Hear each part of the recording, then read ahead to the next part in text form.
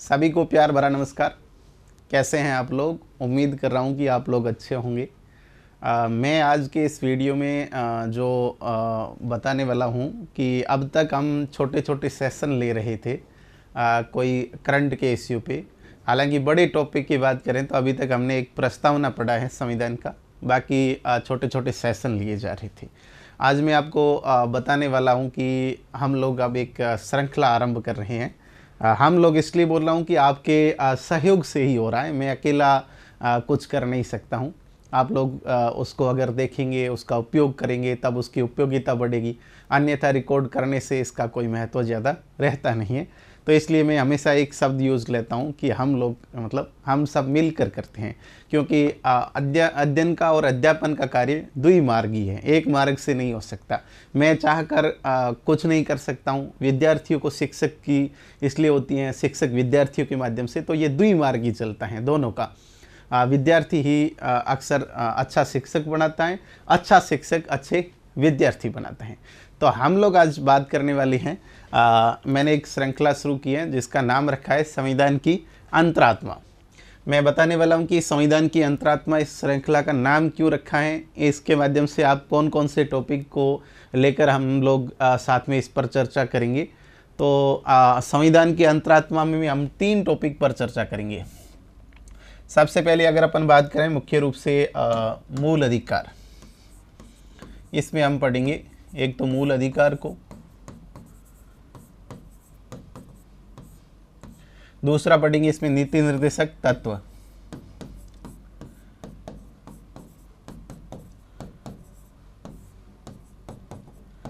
और तीसरा इसमें पढ़ेंगे मूल कर्तव्य को।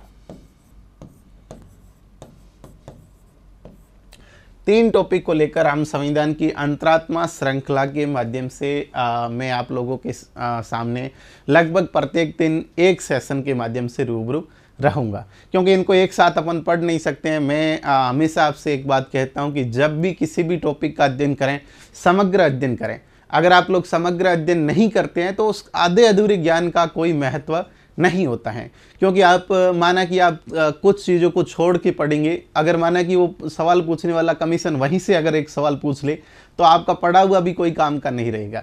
ऐसी स्थिति में समग्र अध्ययन करना आवश्यक है। एमसीक्यू के माध्यम से भी मैं ये काम कर सकता हूँ, लेकिन वहाँ पर आपका समग्र अध्ययन नहीं होता है। तो ऐसी स्थिति में यूट्यूब पे आकर समय व्यस्त करने से कोई फ़ायदा नहीं है। तो अपन इनका समग्र अध्ययन करेंगे। मैं आप लोगों को बता देता हूँ, आप किसी भी वैकेंसी में अगर बात करें, इंडियन कॉन्स्टिट्यूशन का अगर कोई भाग है, चाहे यूपीएससी ले लें, चाहे आरपीएससी ले लें, चाहे अधीनस्थ बोर्ड ले लें, चाहे और कोई पीसीएस का ले लें, किसी भी कमीशन में अगर इंडियन पॉलिटी है तो आपको 3 टॉपिक ये अनिवार्य रूप से मिलेंगी। मूल अधिकार, fundamental right, directive principle of state policy, नीति निर्देशक तत्व, और फंडामेंटल ड्यूटीज, कर्तव्य। तो यहाँ से अनिवार्य तौर पे 3 से 4 सवाल पूछे जाते हैं। तो मैंने भी यही सोचा कि सबसे पहले इस संविधान की अंतरात्मा को करवाया जाए, ताकि ये टॉपिक क्लियर हो जाएंगे। अभी सेट वाले एग्ज़ाम के बच्चे मेरे से पूछ रहे थे कि ये टॉपिक हम कहाँ से पढ़ें। तो मैंने कहा कि मैं 15-20 दिन में ये टॉपिक सारे रिकॉर्ड करके यूट्यूब पे डाल दूंगा, तो आप अच्छे से वहाँ पे इसका अध्ययन कर सकते हैं। तो हम लोग बात कर रहे हैं कि इन टॉपिकों को मैंने संविधान की अंतरात्मा नाम इसलिए दिया है कि एक विद्वान है ग्रैनविल ऑस्टिन, आपने अगर नाम सुना है, जिन्होंने भारत के संविधान को ध्यान में रखते हुए किताब लिखी है Indian constitution cornerstone of nation. और उस किताब के अंदर मूल अधिकार और नीति निर्देशक तत्वों को संविधान की अंतरात्मा माना है। तो हमने इसमें एक और साथ में जोड़ दिया गया। हालांकि संविधान की अंतरात्मा मूल कर्तव्य को इसलिए शामिल नहीं किया कि मूल संविधान के अंदर मूल कर्तव्य शामिल थे ही नहीं। ये तो इंदिरा गांधी सरकार के द्वारा 42वें संविधान संशोधन 1976 द्वारा बाद में जोड़े गए। तो अब ग्रैनविल को ऑस्टिन की गलती नहीं है इसमें। ऑस्टिन कहता है कि अंतरात्मा तो 2 ही थे, अगर उस समय मूल कर्तव्य होते तो इसको भी कह देता अंतरात्मा, लेकिन हम इसमें भी इसको भी शामिल करेंगे। 3 टॉपिक इस श्रृंखला के माध्यम से हम लोग पढ़ेंगे। ये हमारी एक श्रृंखला है, तो आप समझिए कि इस श्रृंखला में हम 3 टॉपिकों की बात करेंगे। संविधान की अंतरात्मा, मूल अधिकार, नीति निर्देशक तत्वों को जो विद्वान कहता है उसका नाम है ग्रैनविल ऑस्टिन। कई बार ये सवाल पूछा जाता है। जब भी ये सवाल आता है विद्यार्थी कहते हैं आउट ऑफ सिलेबस है, नहीं आउट ऑफ सिलेबस। जब भी मूल अधिकारों की नीति निर्देशक तत्वों की बात होती है एक विद्वान को जरूर याद किया जाता है। मैंने कहा ग्रैनविल ऑस्टिन, इनकी किताब का नाम भी याद रखना, इंडियन कॉन्स्टिट्यूशन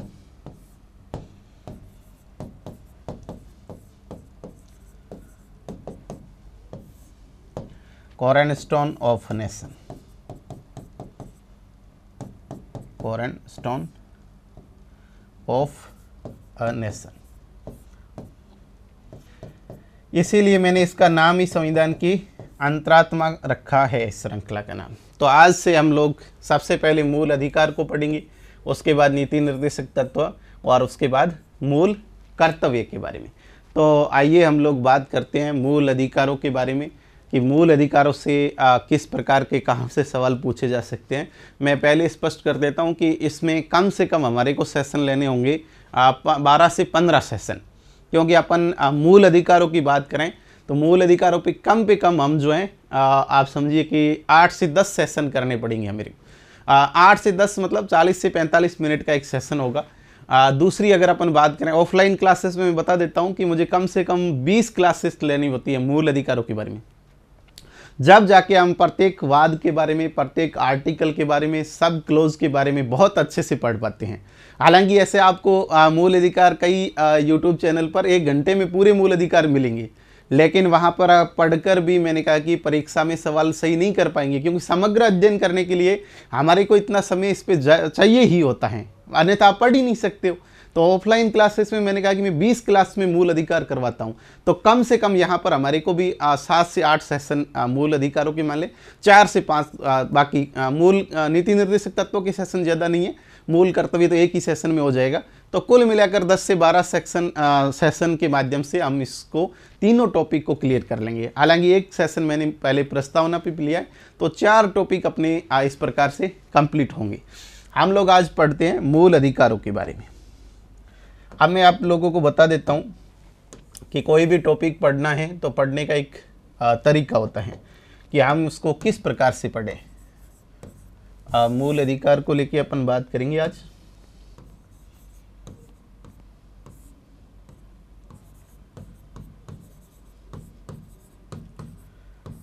अब समग्र अध्ययन की मैं अगर बात करूं तो समग्र अध्ययन का मतलब ये माना जाएगा कि मूल अधिकार को आप अगर समग्र अध्ययन में पढ़ना चाहते हैं तो सबसे पहले आप इसकी ऐतिहासिक पृष्ठभूमि देखें। सामान्य से कि इसकी ऐतिहासिक पृष्ठभूमि क्या है, और इसके बाद में अगर मैं दूसरी बात करूं तो आपको देखना चाहिए इसका परिचय कि इसकी सामान्य क्या जानकारी है। तो दूसरी बात सामान्य जानकारी, और इसी के अंदर हमें पढ़ना होता है विशेषताओं के बारे में कि इसकी बेसिक विशेषताएं क्या है, 2 चीज़ें। इसके बाद में अगर अपन बात करें तो मूल अधिकारों की अगर अपन बात करेंगे तो मूल अधिकार हम पढ़ेंगे संविधान का भाग 3, और मूल अधिकार भाग 3 का मतलब है अनुच्छेद। भाग 3 में हम अनुच्छेद 12 से लेकर 35 तक पढ़ेंगे। अनुच्छेद 12 से लेकर 35 तक। इसके बाद में हम पढ़ेंगे कि मूल अधिकारों में संशोधन किया जा सकता है क्या, मूल अधिकार संशोधन योग्य है या फिर नहीं है, इसको लेके बात करेंगे। और इस प्रकार से हमारा ये टॉपिक जो है 4 एस्पेक्ट के अंदर कंप्लीट हो जाएगा। इसकी ऐतिहासिक पृष्ठभूमि, इसका परिचय, मूल अधिकार, विभिन्न श्रेणियां जो हैं अनुच्छेद 12 से लेकर 35 के बीच में संविधान के भाग 3 में उल्लेखित, और इसके बाद में क्या मूल अधिकारों के अंदर संशोधन किया जा सकता है, और संशोधन किया जा सकता है तो उसकी सीमाएं क्या है, कौन से वाद में कौन सी बात कही गई, ये सारा अपन पढ़ेंगे। तो हम आज शुरू करते हैं कि मूल अधिकारों की ऐतिहासिक पृष्ठभूमि क्या है। मूल अधिकार ऐतिहासिक पृष्ठभूमि। आप लोग नोट्स बनाएं तो मैं आप लोगों को एक बात बता देता हूं कि जिस प्रकार से बोर्ड पे मैं व्यवस्थित लिखता हूं, एक बार लगभग मैं ये करता हूं कि बोर्ड पूरा जैसे अपन ने स्क्रीन पे लिख लिया, उसके बाद में स्क्रिप्ट चेंज करने से पहले मैं एक बार साइड में इसलिए हो जाता हूँ कि आप उसको व्यवस्थित रूप से लिख लें।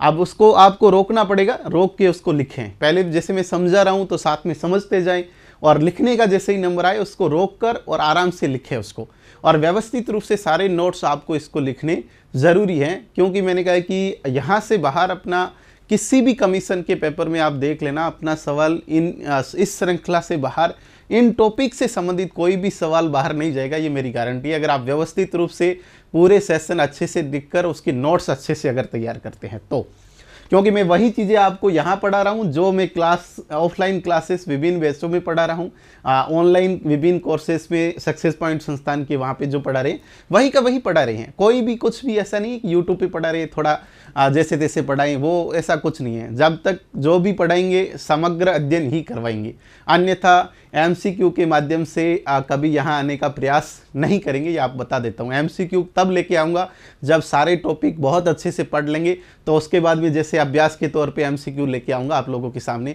ऐसे नहीं है सीधे एमसीक्यू के माध्यम से, सवालों के माध्यम से टॉपिक तैयार, ऐसा ना होता है पॉसिबल, ना मुझे लगता है कि ऐसे लफड़े में आपको भी पढ़ने की आवश्यकता है। तो हम लोग बात करते हैं इसके ऐतिहासिक पृष्ठभूमि की, इसलिए समग्र अध्ययन जरूरी है विद्यार्थियों। ऐतिहासिक पृष्ठभूमि,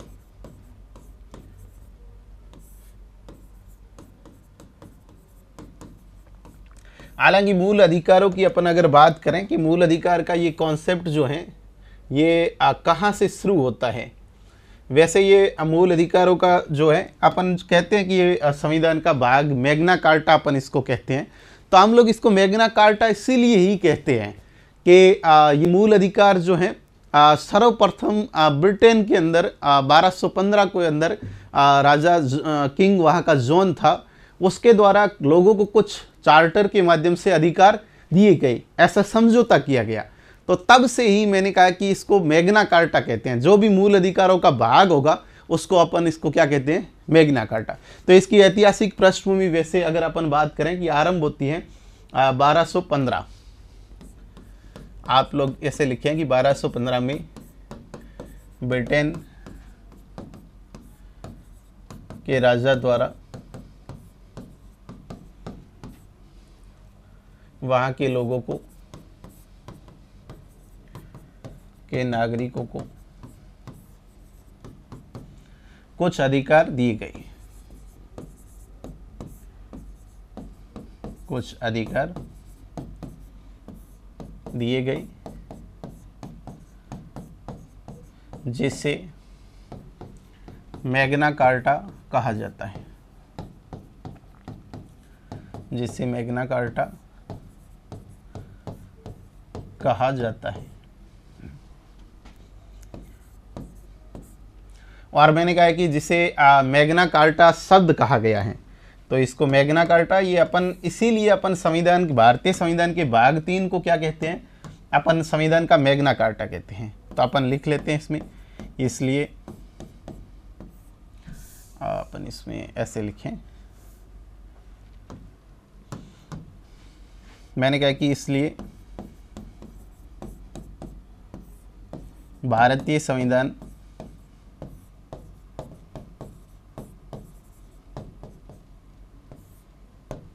के भाग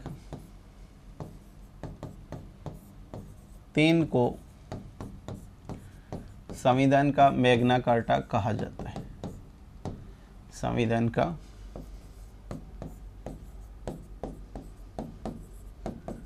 मैग्ना कार्टा कहा जाता है। तो ये बात हो गई कि कई बार सवाल पूछा जाता है कि इसको मैग्ना कार्टा क्यों कहते हैं। तो आप लोगों को समझना है कि पहली बार अधिकारों की बात जो है वहीं से ही शुरू होती है। इसके बाद में अगर अपन बात करें कि भारत के अंदर तिलक के स्वराज्य विधेयक में पहली बार मूल अधिकारों का उल्लेख किया गया। तो आपको याद रखना पड़ेगा तिलक का स्वराज्य विधेयक, ये सन भी याद रखना, तिलक के स्वराज्य विधेयक, ये बहुत बार पूछा जाता है परीक्षाओं में। हालांकि संविधान सभा की भी बात करें तो यहीं पर उल्लेखित थी, इसमें ही, इसमें दर्शन थे इसके, में अधिकारों का उल्लेख किया गया। अधिकारों का उल्लेख किया गया। ये अपन बात कर रहे हैं 1895 के तिलक के स्वराज्य विधेयक की। इससे पहले आप इसको अच्छे से लिख लें। तिलक के स्वराज्य विधेयक की अपन बात कर रहे हैं। मैंने कहा कि 1895 में तिलक ने स्वराज्य विधेयक पेश किया था, जिसमें अधिकारों के बारे में उल्लेख किया गया। यहीं पर जब अपन संविधान सभा की ऐतिहासिक पृष्ठभूमि देखते हैं तो इसी के अंदर उसका भी उल्लेख किया गया है। इसके बाद में 1921 में अगर अपन बात करें, 1921 में एनी बिसेंट द्वारा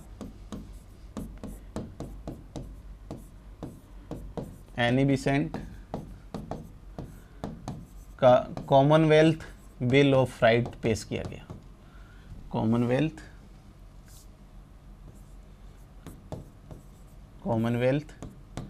बिल ऑफ राइट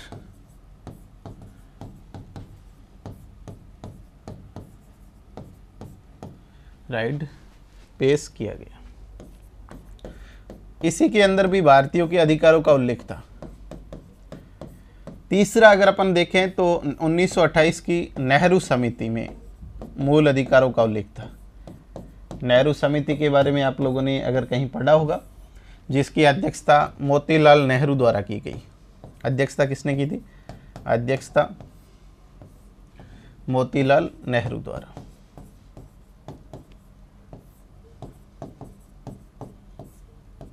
तो मोतीलाल नेहरू की अध्यक्षता में नेहरू समिति का जो गठन किया गया था उसमें भी अधिकारों का उल्लेख किया गया था। ये बात है 1928 की। इसके बाद में अगर अपन बात करें तो कांग्रेस का एक अधिवेशन है जो अधिकारों की, जिसमें स्पष्ट तौर पर भारतीय नागरिकों के अधिकारों के बारे में बात की गई, वो है कराची का अधिवेशन। तो आप लोग ध्यान में रखना। इसके बाद में अगर अपन बात करें तो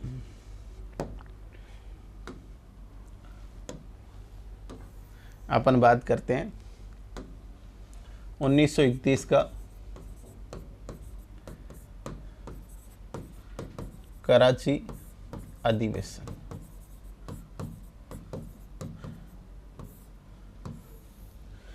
जिसमें स्पष्ट तौर पे मूल अधिकारों की बात की गई।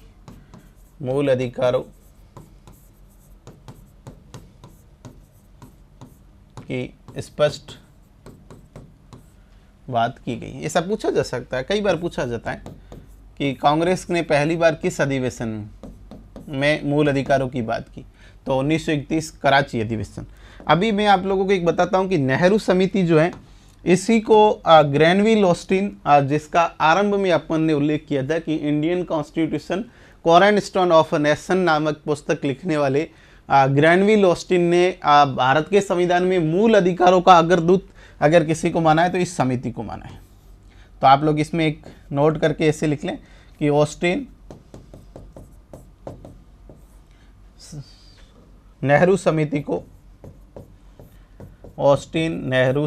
को मूल अधिकारों की अग्रदूत मानता है। मूल अधिकारों की अग्रदूत मानता है। अग्रदूत मतलब पथ प्रदर्शक है। इसी के कारण मूल अधिकारों को संविधान में जगह दी गई। किसको माना गया है? नेहरू समिति को। इसके बाद में अगर अपन बात करें 1931 का कांग्रेस का जो कराची अधिवेशन, ये ध्यान में रखना, कराची अधिवेशन जो है ये किस पार्टी का है? कांग्रेस का कराची अधिवेशन जो है, इसमें पहली बार मूल अधिकारों को लेकर स्पष्ट बात की गई। ये भी सवाल कई बार पूछा जाता है। इसके बाद 1945 में एक समिति का गठन किया गया था जिसका नाम था सप्रू समिति। बहुत महत्वपूर्ण समिति है 1945 में की सप्रू समिति।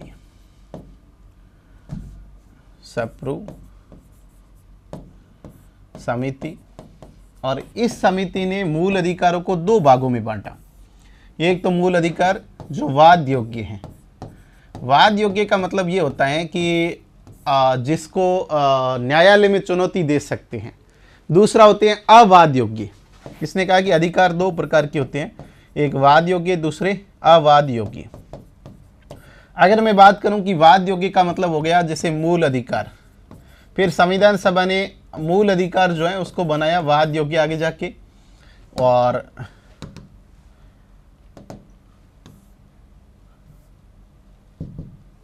वाद योग्य में मूल अधिकार आ गए। और अगर अवाद योग्य की बात करें तो इसमें नीति निर्देशक तत्वों को शामिल किया गया। अगर आपसे पूछा जाए कि अधिकारों को दो भागों में किसने बांटा, एक वाद योग्य, दूसरा अवाद योग्य, तो सप्रू समिति 1945 की समिति थी। और इसके बाद में वाद योग्य में संविधान सभा ने मूल अधिकारों को शामिल किया, जिसको लेकर अपन न्यायालय में चुनौती दे सकते हैं। नीति निर्देशक तत्व आपको पता होगा कि अवाद योग्य, नीति निर्देशक तत्वों को लेकर न्यायालय में किसी प्रकार की चुनौती नहीं दी जा सकती है। तो ऐसी स्थिति में आप याद रखें कि वाद योग्य दूसरे अवाद योग्य, इस प्रकार का विभाजन करने का काम कौन सी समिति ने किया, सप्रू समिति ने। अब हम लोग पहुंच गए संविधान सभा में। तो संविधान सभा में मैंने कहा कि संविधान सभा में अगर सबसे आलोचित भाग अगर किसी को माना जाता है, सबसे ज़्यादा अगर किसी चीज़ पर बहस हुई है तो वो ये मूल अधिकारों पे। इसमें हालांकि आप लोग बात रखना कि मूल अधिकारों को लेकर कोई समिति नहीं थी, संविधान सभा की कोई समिति नहीं थी। एक संविधान सभा की एक समिति थी जिसका नाम था सलाहकार समिति, सलाहकार समिति। और इस सलाहकार समिति के अगर अध्यक्ष की बात करें तो सरदार वल्लभ भाई पटेल थे। इसके अध्यक्ष कौन थे, सरदार वल्लभ भाई पटेल, ठीक है। और इस समिति की 5 उप समितियां थी। कुल कितनी उप समितियां थी, 5। तो हालांकि 5 उप समिति को हमें यहाँ पढ़ने की आवश्यकता है नहीं, हम इसमें एक बात करेंगे कि 5 उप समितियों में से एक ऐसी उप समिति थी जिसका संबंध मूल अधिकारों से था। मूल अधिकारों से संबंधित ये उप समिति थी, ध्यान में रखना, समिति नहीं थी। समिति पूछा जाए तो सलाहकार समिति, अगर पूछा जाए कि मूल अधिकारों से संबंधित एक समिति थी, उसके अध्यक्ष कौन होंगे, तो ध्यान रखना कि उससे संबंधित सलाहकार समिति सरदार वल्लभ भाई पटेल। उप समिति मूल अधिकारों से संबंधित थी जिसके अध्यक्ष थे जे.बी. कृपलानी। जिसके अध्यक्ष कौन थे, जे.बी. कृपलानी। मैंने कहा कि मूल अधिकारों पे सबसे ज्यादा बहस हुई, इसलिए अपन मूल अधिकारों को संविधान का सबसे आलोचित भाग कहा जाता है।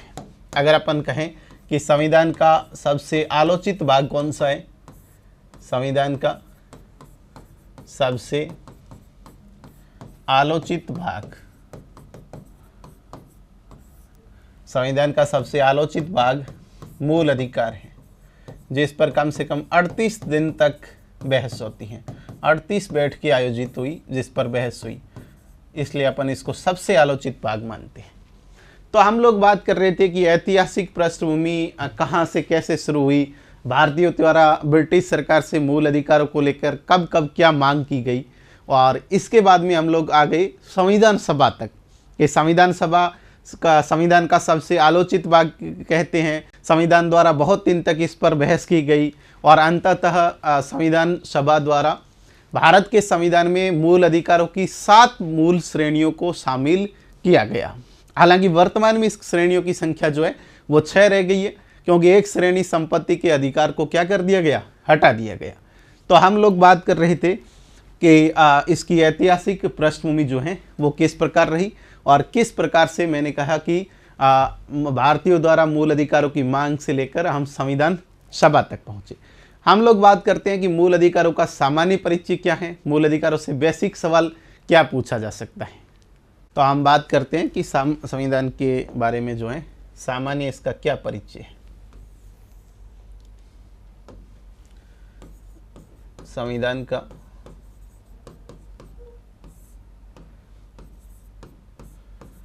सामान्य परिचय।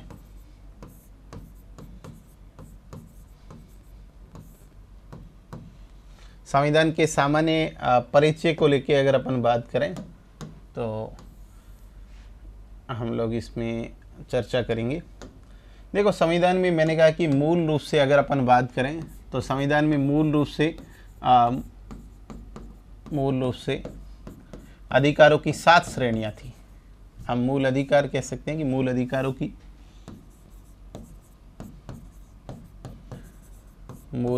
की 7 श्रेणियां थी। ठीक है। वर्तमान में हालांकि इसकी 7 श्रेणियां नहीं है, वर्तमान में एक श्रेणी को हटा दिया गया। दूसरी बात है कि संविधान के भाग की बात करें कि संविधान का भाग जो था इससे संबंधित है, भाग 3 है। संविधान का भाग 3 आपसे पूछा जाएगा, कई बार सिंपल सवाल पूछा जाता है कि मूल अधिकारों से संबंधित संविधान का कौन सा भाग है। तो याद रखें कि संविधान का भाग जो है वो 3 बात करता है, और इस भाग 3 के अंदर अगर अनुच्छेद की बात करें तो आर्टिकल 12 से लेकर 35 तक इसका उल्लेख करते हैं। अनुच्छेद 12 से लेकर 35 तक। तो एक तो भाग संविधान का और दूसरा आर्टिकल, याद रखें दोनों अच्छे से। इसके बाद में अगर अपन बात करें कि वैसे मूल अधिकारों से संबंधित हमारा भाग जो है वो प्रभावित कहाँ से है, तो विश्व के अगर प्रथम लिखित संविधान की अगर अपन बात करें तो हालांकि लिखित संविधान में व्यवस्थित रूप से मूल अधिकार जो है उल्लेखित किए गए अमेरिका के संविधान में। तो ऐसी स्थिति में अगर अपन बात करें कि विश्व के अन्य देशों द्वारा जो भी संविधान में मैंने कहा कि मूल अधिकारों का कॉन्सेप्ट जो आया वो अमेरिका से ही आया है। तो ऐसी स्थिति में अपन कह सकते हैं कि भाग 3 जो हमारा है संविधान का वो प्रभावित है अमेरिका से। तो ये प्रावधान कहाँ से लिए गए? संयुक्त राज्य अमेरिका से। एक बात मैं हमेशा बताता हूँ कि इसका मतलब ये नहीं है कि स्पष्ट तौर पे संविधान में हमने लिखा है कि हमने कौन सा भाग कहाँ से लिया है, ऐसा कुछ भी उल्लेख स्पष्ट तौर पे नहीं किया गया है। ये तो हम संविधान में क्या है कि जो बहस वगैरह होती है उसके आधार पे अनुमान लगाते हैं कि कौन सा भाग कहाँ से प्रभावित है।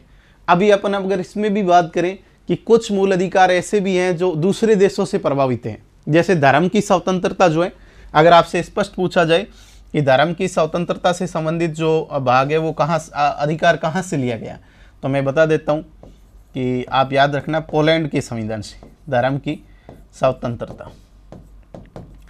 अगर मूल अधिकार पूछे तो अमेरिका ठीक है, लेकिन धर्म की स्वतंत्रता हमने कहाँ से ली है? पोलैंड से, पोलैंड के संविधान से। अगर आपसे पूछा जाए कि शोषण के विरुद्ध अधिकार जो हैं वो कहाँ से लिया गया है? शोषण के विरुद्ध अधिकार, तो आप लोग याद रखें यूगोस्लाविया के संविधान से।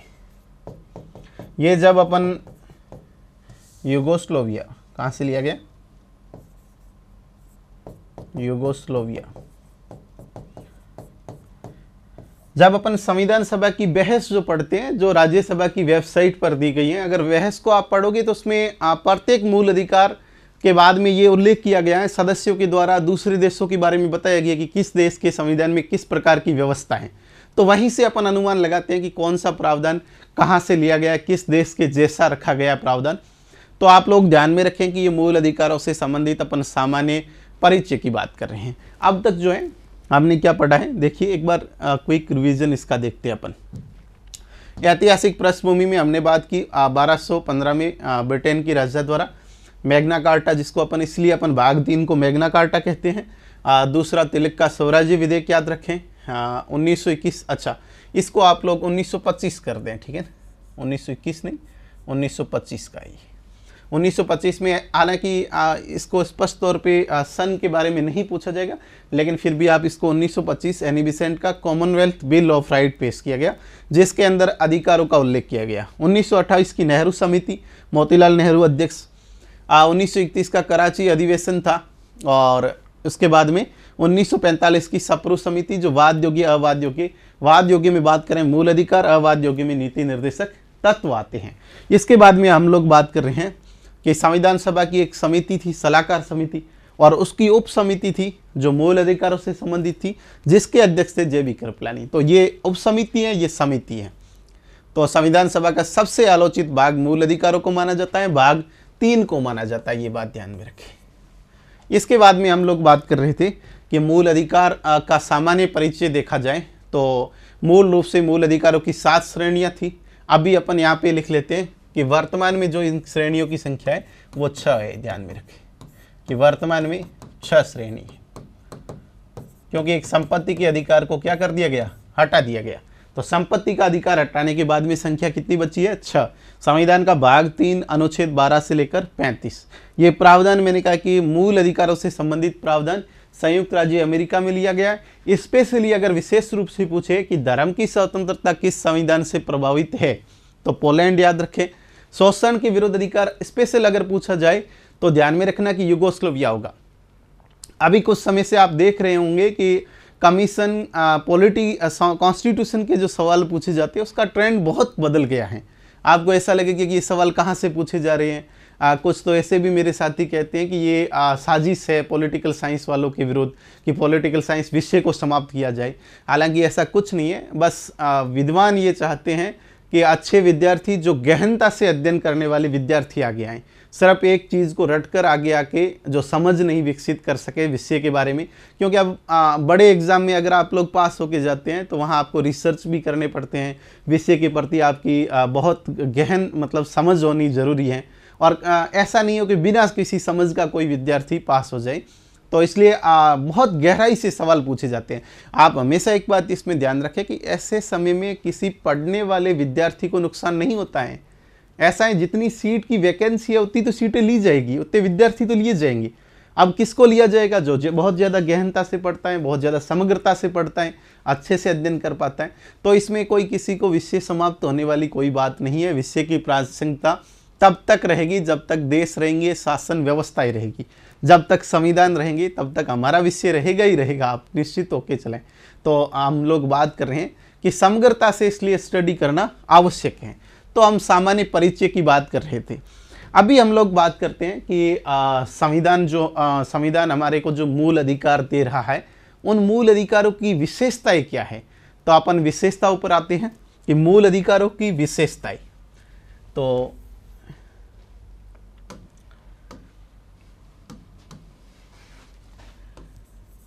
मूल अधिकारों की विशेषताएं,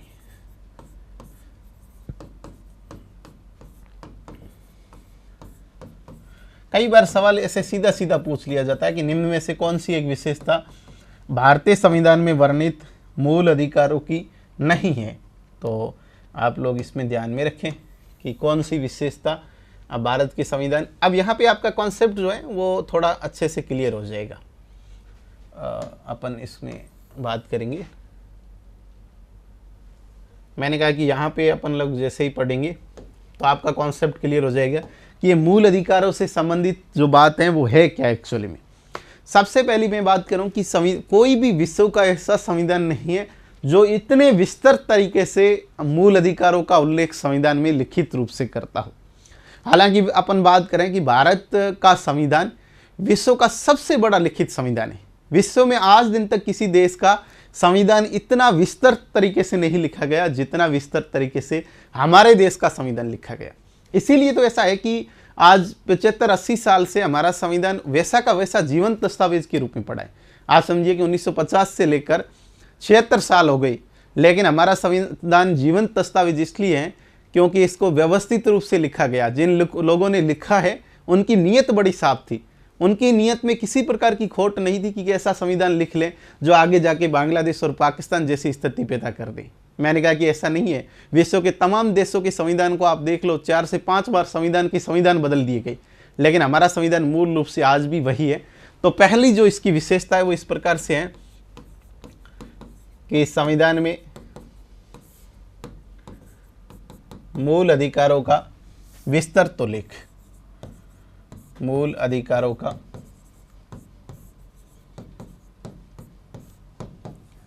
विस्तृत उल्लेख।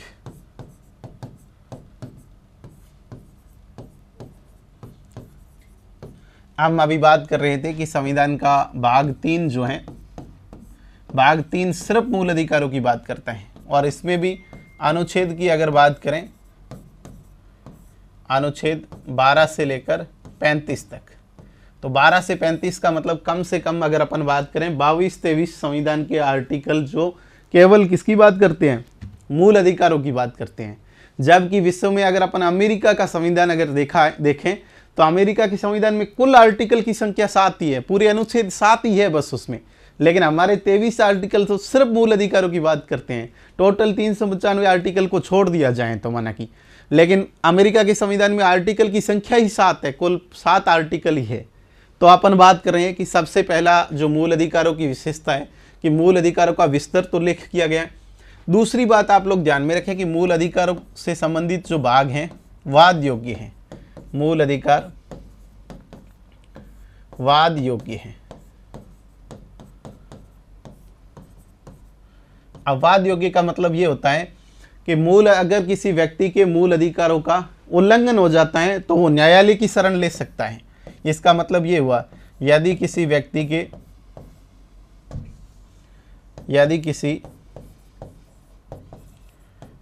के मूल अधिकारों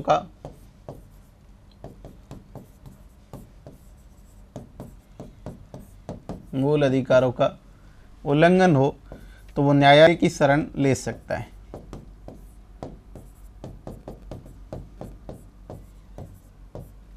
न्यायालय की शरण ले सकता है।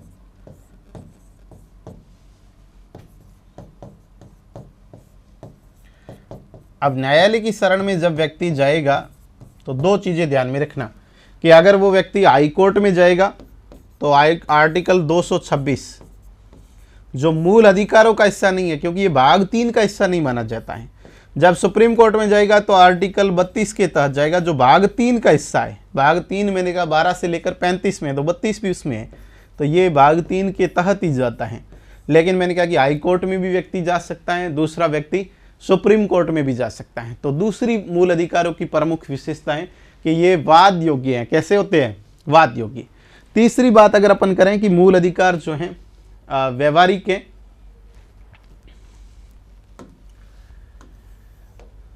मूल अधिकारों का भाग कैसा है? मूल अधिकार व्यवहारिकता पर आधारित है।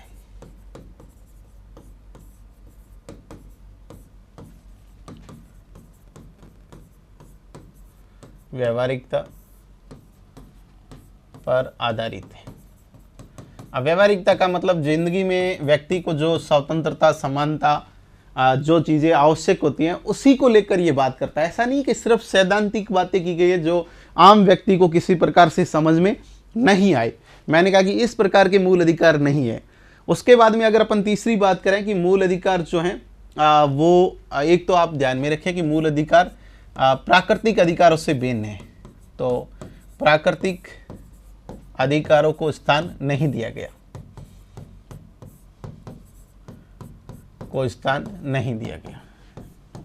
देखो प्राकृतिक अधिकार का मतलब ये होता है कि व्यक्ति को जीवन से प्राप्त हो, जो आंतरिक हो, जिसका किसी भी प्रकार से कोई भी व्यक्ति उल्लंघन नहीं कर सके। दूसरा प्राकृतिक अधिकार व्यक्ति के साथ साथ पशुओं के भी होते हैं, तो दोनों के हो। हालांकि पशुओं के बारे में मूल अधिकारों का उल्लेख संविधान में नहीं है। तो प्राकृतिक अधिकार का मैंने कहा कि इसमें किसी भी प्रकार से कोई स्थान नहीं है, आप ध्यान में रखना। ऐसा नहीं कि मूल अधिकार हमारे प्राकृतिक अधिकार हैं, जैसे जीवन, स्वतंत्रता, संपत्ति का जो प्राकृतिक अधिकार जॉन लॉक बात करता है, तो ये हमारे मूल अधिकार मैंने कहा कि उनसे भिन्न है। ये किसी भी प्रकार से प्राकृतिक अधिकार नहीं होते। प्राकृतिक अधिकार किसी व्यक्ति को प्रकृति से, जन्म से प्राप्त होते हैं और वो एक तरीके से निरपेक्ष होते हैं, आंतरिक होते हैं, जबकि मूल अधिकार निरपेक्ष नहीं है। विशेष परिस्थिति में इनका उल्लंघन हो सकता है। जैसे अपन बात करें 1975 के आपातकाल में व्यक्तियों के मूल अधिकारों को निलंबित कर दिया गया। अगर प्राकृतिक अधिकार है तो व्यक्ति के अधिकारों को निलंबित नहीं कर सकते हैं, लेकिन विशेष परिस्थिति में सरकार चाहे तो हमारे मूल अधिकारों को सस्पेंड कर सकती है। तो हम लोग बात करेंगे एक ये भी विशेषता है कि मूल अधिकार आंतरिक व निरपेक्ष नहीं है। आंतरिक का मतलब हो एब्सोल्यूट, जो अपने आप में पूर्ण हो। आंतरिक व निरपेक्ष नहीं है। मैंने कहा कि निरपेक्ष का मतलब होता है जिसका किसी भी स्थिति में उल्लंघन नहीं हो। लेकिन आप ध्यान में रखना कि सरकार विशेष परिस्थिति में सरकार विशेष परिस्थिति में मूल अधिकारों को निलंबित कर सकती है। विशेष परिस्थिति में मूल अधिकारों को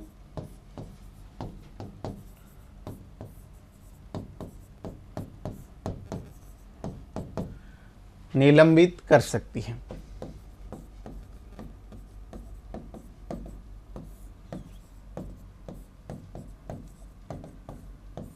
अब विशेष परिस्थिति का मतलब है कि विशेष परिस्थिति में आपातकाल लगाया जाएगा, और आपातकाल लगाया जाएगा तो ऐसी परिस्थिति में व्यक्तियों के मूल अधिकारों को सरकार चाहे तो सस्पेंड कर सकती है। दूसरी अगर अपन बात करें कि मूल अधिकारों की प्रवृत्ति जो है अधिकतर नकारात्मक प्रकृति की है। कैसे है? मूल अधिकार अधिकतम अगर अपन बात करें, या फिर अपन कहें कि सामान्यतः, हालांकि कुछ सकारात्मक भी है, सामान्यतः यह नकारात्मक प्रकृति के। नकारात्मक प्रवृत्ति का मतलब ये हुआ कि ये राज्य के खिलाफ है, कुछ व्यक्ति के खिलाफ है। लेकिन ध्यान में रखना कि कुछ मूल अधिकार सकारात्मक प्रवृत्ति के भी है, कुछ मूल अधिकार कैसे हैं? सकारात्मक प्रवृत्ति के, सकारात्मक प्रवृत्ति के। आप लोग इसको ऐसे लिखें। कुछ इसलिए है कि कुछ व्यक्ति को देने की बात करते हैं, और कुछ बात करते हैं सरकार के खिलाफ, राज्य के खिलाफ। तो आप लोग ये याद रखें कि कुछ तो सकारात्मक तो है, कुछ नकारात्मक भी है। इसके बाद में अपन लोग अगर बात करें, एक चीज और ध्यान में रखना कि कुछ ऐसे मूल अधिकार हैं जो केवल भारतीयों को है। हालांकि अधिकतर की अगर बात करें, सामान्यतः की बात करें तो सामान्यतः मूल अधिकार भारतीयों और विदेशियों को प्राप्त है, लेकिन कुछ मूल अधिकार हैं जो केवल भारतीयों को है। कुछ मूल अधिकार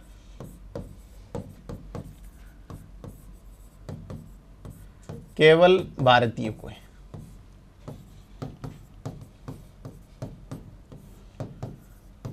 को प्राप्त है।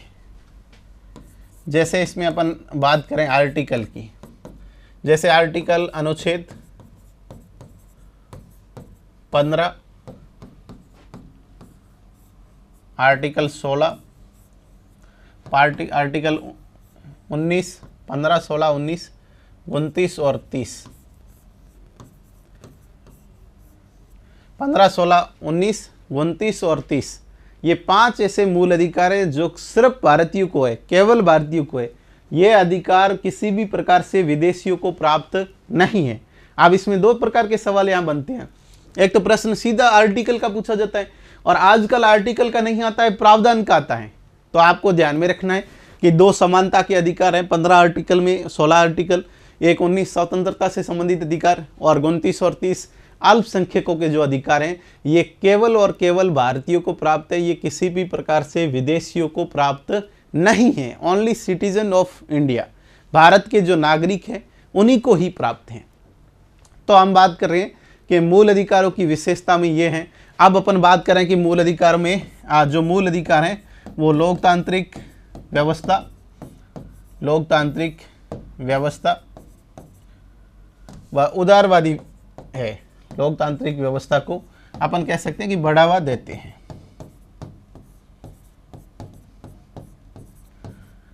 अपन ने बात की है जो अधिकतर मूल अधिकार नकारात्मक प्रकृति के होते हैं, वाद योग्य इसलिए होते हैं कि जिसको अपन न्यायालय में चुनौती दे सकते हैं।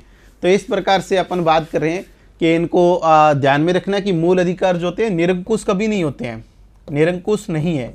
विशेष परिस्थिति में इनको सीमित किया जा सकता है। तो निरंकुश नहीं है, इन्हें सीमित किया जा सकता है।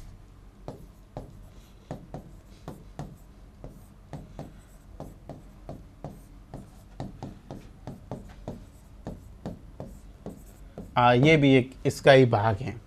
तो हम लोग बात कर रहे थे कि मूल अधिकारों की विशेषताओं को लेकर। तो आज हम लोगों ने यहाँ से शुरू किया था कि हम ऐतिहासिक पृष्ठभूमि, इसका परिचय, इसकी विशेषताओं को अच्छे से जान चुके हैं कि क्या विशेषताएं होती हैं। मैं उम्मीद कर रहा हूं कि आप लोगों को इसका कॉन्सेप्ट बहुत अच्छे से समझ में आ गया कि मूल अधिकार से संबंधित सामान्य विशेषताओं, सामान्य परिचय से संबंधित, उसकी ऐतिहासिक पृष्ठभूमि से संबंधित किस प्रकार के सवाल पूछे जाते हैं।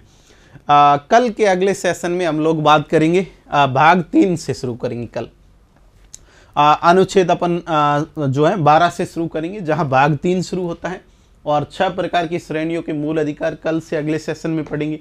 फिर हम बात करेंगे कि मूल अधिकारों में संशोधन हो सकता है या नहीं हो सकता है। सुप्रीम कोर्ट के विभिन्न वाद में इस बात को किस प्रकार से व्याख्या की गई है, ये सारा अच्छे से पढ़ेंगे।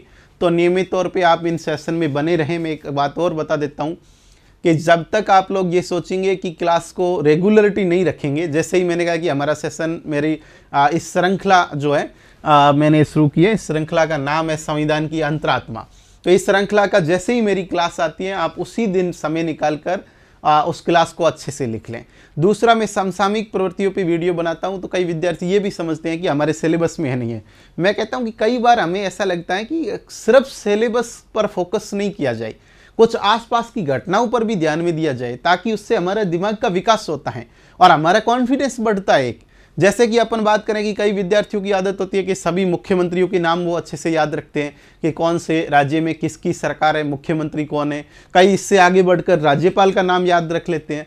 तो हालांकि सीधे सीधे सवाल यहाँ से नहीं आते हैं, लेकिन हमारा कॉन्फिडेंस हमेशा बना रहता है कि हम अच्छे उच्चतम श्रेणी वाले विद्यार्थियों में आते हैं, क्योंकि हम एडवांस कर रहे हैं, हमारे को बहुत अच्छे से अच्छी चीज़ें के बारे में ज़्यादा जानकारी है। जैसे कहीं कोई बहस के अंदर भी आपसे पूछ लिया जाए, जैसे अपन आपातकाल की बात करें, जैसे बांग्लादेश क्राइसिस की अभी बात करें, जैसे अभी रूस और यूक्रेन का जो युद्ध चल रहा है उसकी बात करें, तो आप अपने तथ्यों के साथ में बात रख सकते हैं। तो ये अपना कॉन्फिडेंस बढ़ाता है, और विद्यार्थियों से हम किस प्रकार से भिन्न बने, इसके लिए मैंने कहा कुछ एक्स्ट्रा करने की प्रत्येक विद्यार्थी को आवश्यकता होती है। तो हमारी संविधान की अंतरात्मा जो है, इस श्रृंखला में आप लोग अच्छे से बने रहें। हम व्यवस्थित तरीके से समग्र रूप से आपको इस तीनों भागों को सबसे पहले करवाएंगे। मूल अधिकार, नीति निर्देशक तत्व, मूल कर्तव्य। प्रस्तावना को लेकर हम पहले ही अच्छे से सेशन कर चुके हैं। ये जैसे ही हमारी श्रृंखला पूरी हो जाएगी, फिर नई श्रृंखला के साथ में हम आप लोगों के साथ में हाजिर रहेंगे। सभी विद्यार्थियों का धन्यवाद, बहुत बहुत आभार।